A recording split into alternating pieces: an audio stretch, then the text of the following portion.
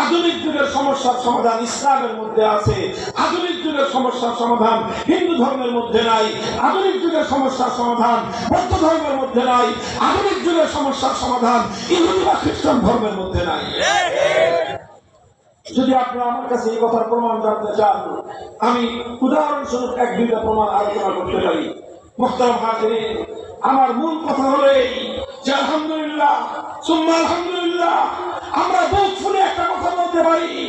আজ একবিংশ শতাব্দীর 2025 সালের 700 কোটি মানুষের এই পৃথিবীকে যদি সুন্দরভাবে শাসন করতে পারে,